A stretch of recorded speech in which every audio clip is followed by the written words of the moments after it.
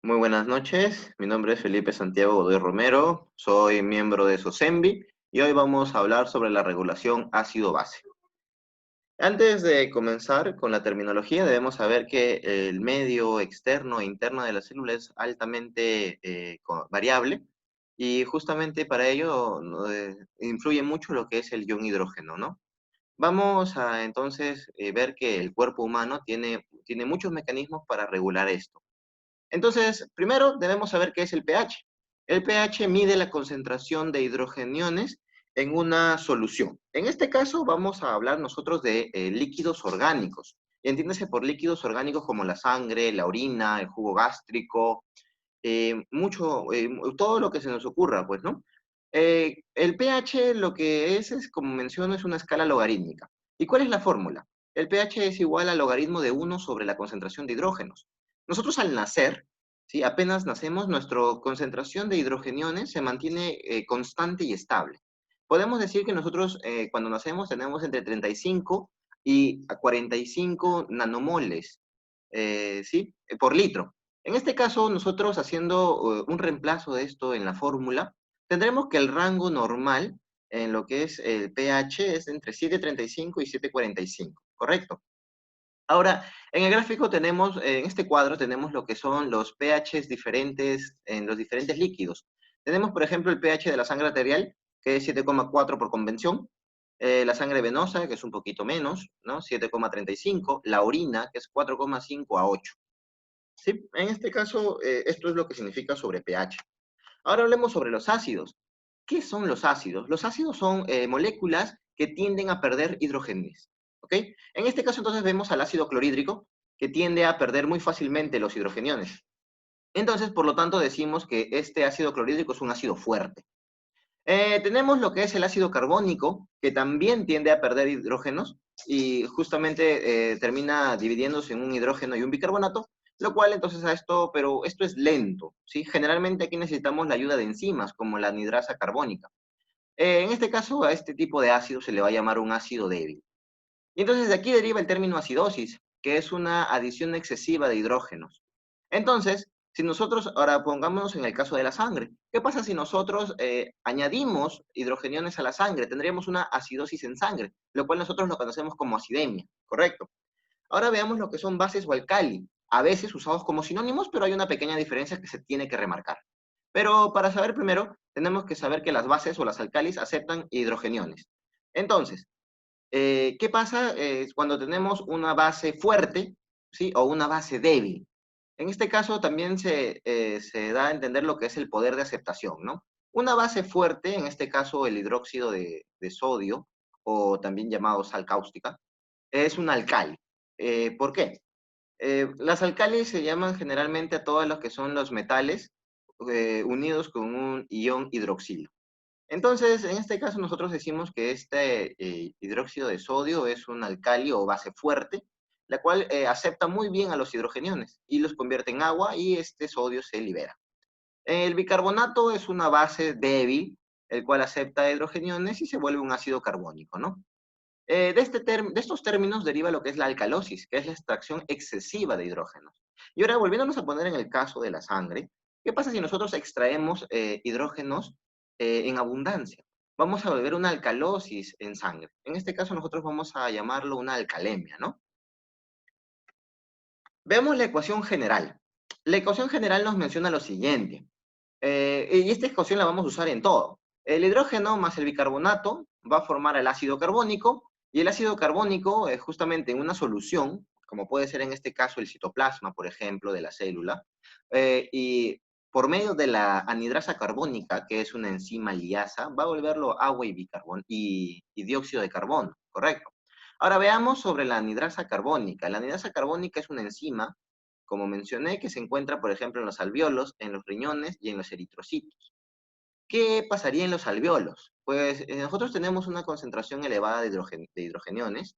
El bicarbonato va a empezar a actuar, va a generar lo que es el ácido carbónico. Esto es un ácido volátil que generalmente se encarga de ser eliminado por medio de los pulmones. Justamente al llegar a los alvéolos, porque los alvéolos tienen anhidrasa carbónica, lo va a dividir en agua y dióxido de carbono. Este dióxido de carbono va a ser el que va a ser expulsado por medio de la ventilación.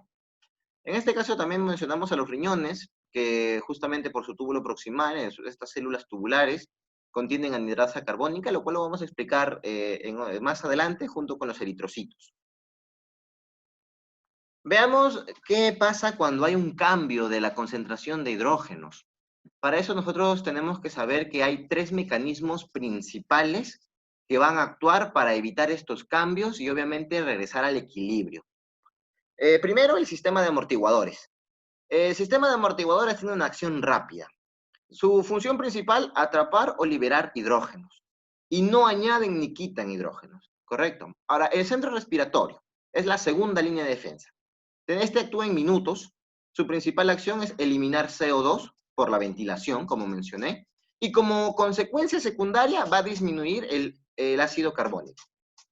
Los riñones es la última línea de defensa que tenemos, la cual es de acción tardía, y se encarga de eliminar el exceso de ácido o base por medio de la orina, y es el más potente regulador que tenemos nosotros en nuestro cuerpo.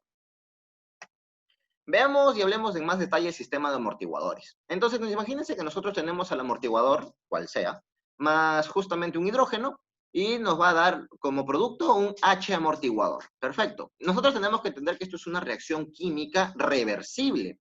Y recordando un poco de esto, una reacción química reversible indica que está en constante movimiento. Por lo tanto, los reactantes van a generar productos y los productos van a generar reactantes constantemente para generar un equilibrio. Y entonces nosotros nos ponemos a pensar y nos ponemos en el caso de que aumentan los hidrogeniones, ¿correcto? ¿Qué pasa si aumentan los hidrogeniones?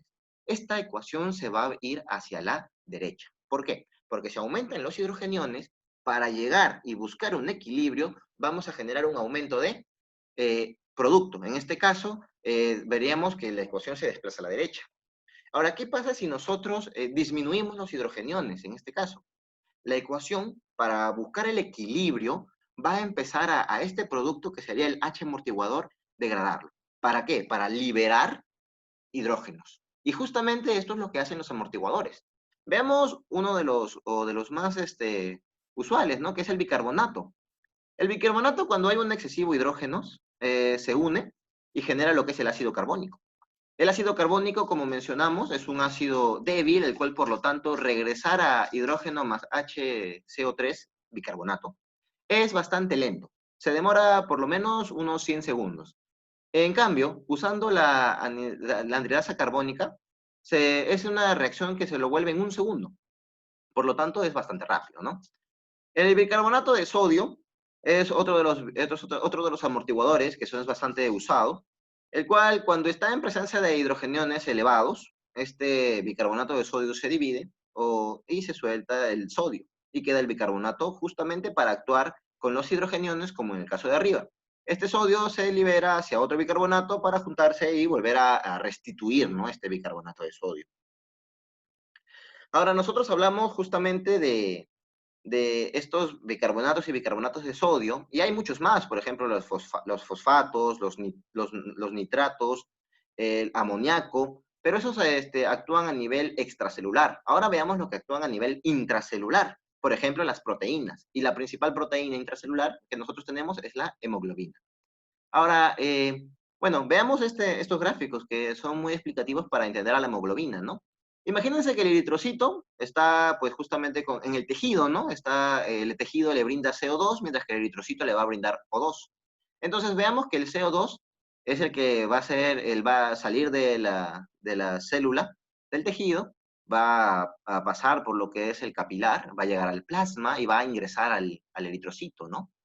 El eritrocito en el medio intracelular, veamos que es abundantemente agua, el cual junto con la anhidrasa carbónica va a generar lo que es el ácido carbónico. Ahora, este ácido carbónico, por estar en una solución, va a hacer lo que va a convertirse en un hidrógeno y un bicarbonato. El bicarbonato va a salir al plasma, mientras que ese hidrógeno quedaría libre. Y entonces nosotros nos ponemos a pensar que si este hidrógeno quedaría libre, generaría un desbalance intracelular, pero esto no es posible.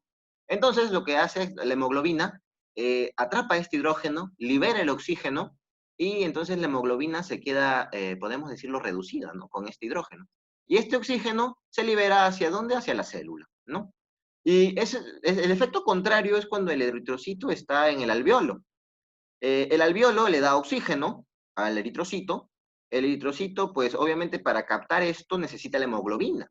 Y entonces así es como la hemoglobina suelta el hidrógeno. Y entonces, al haber un hidrógeno aumentado en el eritrocito, lo que va a pasar es que el bicarbonato que se soltó, que está en la sangre, en el plasma, va a entrar al eritrocito. Por lo tanto, va a formarse ácido carbónico. Y más la anhidrasa carbónica se va a convertir en agua más dióxido de carbono. Y este dióxido de carbono es el que se le va a brindar al alveolo para que el alveolo lo pueda exhalar, ¿no? En la ventilación. Y así es como actúa la anhidrasa carbónica en el eritrocito, ¿no? ¿Qué mencionan sobre el principio isohídrico? El principio isohídrico es el que nos menciona que la concentración de hidrogeniones es común en sus valores con respecto a todos los amortiguadores. Nosotros hemos visto los amortiguadores como casos aparte, ¿no? Pero tenemos que verlo como todo un conjunto. ¿Y por qué? Porque, por ejemplo, cuando un amortiguador suelta un hidrógeno, no lo deja libre, se lo da a otro amortiguador. Por lo tanto, así es como este hidrógeno podemos decir que va rotando entre los amortiguadores y por lo tanto esto indica el principio isohídrico, ¿no? En donde todos los amortiguadores que están unidos a los hidrógenos se mantienen en un balance. Ahora veamos la segunda línea de defensa, que sería el centro respiratorio. Para eso nosotros volvemos a hacer memoria de lo que es nuestra ecuación general.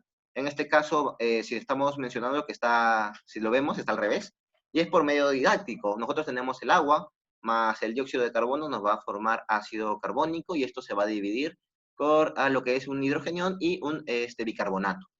Ahora, el centro respiratorio se encarga del control del dióxido de carbono extracelular. ¿Y cómo nosotros conseguimos CO2? Pues nosotros conseguimos CO2 por medio del metabolismo intracelular, es lo más común. Ahora, el CO2 cabe mencionar que difunde por la membrana celular muy fácilmente. Por lo tanto, el CO2 lo encontramos también extracelularmente. Y así es como este CO2 genera la presión parcial de CO2. Y ahora veamos lo siguiente. ¿Qué pasa cuando la presión parcial de CO2 está aumentada? Imagínense, tenemos CO2 aumentado extracelular. A esto aumenta también el PCO2 extracelular, ¿no? Pero lo que nos interesa aquí nosotros es el CO2. El CO2 va a generar indirectamente, ¿no? Ácido carbónico. Y también indirectamente va a aumentar la concentración de hidrogeniones. Por lo tanto, ¿qué pasa si nosotros aumentamos la ventilación? Observemos que la ventilación normal, ¿sí? Aquí es 1, y justamente pues no hay ningún cambio en el pH, ¿verdad? O sea, en 1 se mantiene un pH que es normal para nosotros. Imagínense que nosotros aumentamos la ventilación a 2. Cuando aumentamos a 2, aproximadamente el pH se eleva en 0,2. ¿Y por qué? Y justamente por eso tenemos esta referencia. Cuando aumentamos la ventilación, el CO2 es exhalado, por lo tanto disminuye.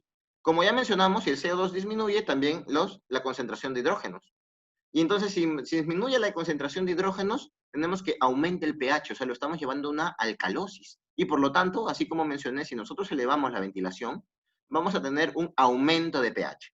Y el caso contrario es en la ventilación. Si nosotros disminuimos la ventilación, aumentamos CO2, indirectamente aumentamos la concentración de hidrógenos y disminuimos el pH, o sea, lo hacemos más ácido. Acuérdense que también este CO2 es lo que nos va a marcar lo que es la presión parcial de CO2 extracelular, ¿sí? Viendo lo que es la concentración de hidrógenos y la ventilación pulmonar. Imagínense que tenemos aquí una referencia que es nuestro 7,4 de referencia. Si se dan cuenta, con 7,4 aproximadamente tenemos una ventilación, que es lo normal en nosotros. ¿Qué pasa si nosotros aumentamos la concentración de hidrógenos? Si nosotros aumentamos la concentración de hidrógenos, imagínense que pues lo estamos volviendo el pH más bajo, por lo tanto estamos haciéndonos ácido, ¿verdad? Acidosis. Mírense en 7,1, miren.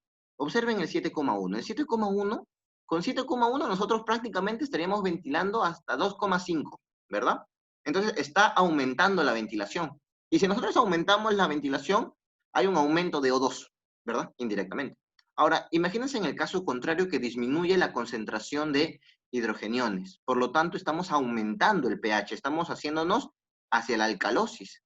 Ustedes me dirán entonces, caramba, pero por qué no hay una variación significativa? Porque lo normal sería que en una alcalosis aumentemos, disminuimos la ventilación, disminuimos el O2 y disminuimos la presión parcial de O2. Pero entonces aquí es donde actúa esto. ¿Y por qué? Es lo que explica por qué no hay una disminución de lo que es una marcada, ¿no? En lo que es una alcalosis, porque la disminución del PreO2 aumenta la frecuencia respiratoria y por lo tanto la mantiene estable, ¿sí? Ahora veamos el control por retroalimentación negativa. Nosotros sabemos que en la ecuación general, cuando se aumenta los hidrogeniones, tenemos un aumento de ventilación, ¿no? Recordando el cuadro anterior, si aumentamos los hidrogeniones, aumentamos la ventilación. Y al aumentar la ventilación, nosotros tenemos una disminución de CO2. Acuérdense que es para compensar. Y esta disminución de CO2 es lo que hace que esta concentración de hidrogeniones disminuya. A esto nos referimos nosotros con control por retroalimentación negativa. En los riñones, recordemos que en los riñones pues, es un órgano retroperitoneal, que su principal función es eliminar el exceso de toxinas o de desechos de la sangre. Veamos que los riñones están compuestos por una nefrona y por un glomérulo. La nefrona está compuesta por glomérulo y tubo renal. Los riñones botan orina, que puede ser ácido básica, ¿sí? Veamos la función de la nefrona en la regulación ácido-básica. Cuando la sangre, ¿no? Por la arteriola aferente, y justo pasa, ¿no? Porque estos son capilares endotelios fenestrados, filtra hacia lo que son los túbulos, como se puede observar acá, filtra de todo, filtra nutrientes, bicarbonato, filtra de todo, todo lo que pueda pasar, claro está. El bicarbonato es uno de los que son más absorbidos o reabsorbidos por lo que son los túbulos. Nosotros tenemos que justamente entonces en una acidosis o en una alcalosis se va a jugar con esto. Cuando hay una acidosis, vamos a nosotros a reabsorber el bicarbonato en su totalidad. Cuando hay una alcalosis, vamos a ya no absorberlo, ¿correcto? Y así es como este mecanismo funciona, esta regulación. Vemos tres principales cosas, ¿no? La secreción de hidrogeniones, la reabsorción de bicarbonato y la formación de nuevos bicarbonatos. Con esto vamos a nosotros a analizar lo siguiente. Por ejemplo, analicemos la secreción de hidrogeniones y reabsorción de bicarbonato por túbulos renales. Esto se da generalmente en el túbulo contorneado proximal y en la porción gruesa ascendente del asa de Henle.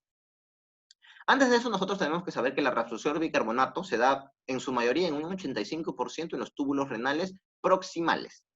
Luego, un 10% en el asa, en la porción gruesa ascendente del asa de Henle, en el túbulo contorneado distal también, y en el túbulo colector también. En total, nosotros tenemos una reabsorción del 99,9% de bicarbonato.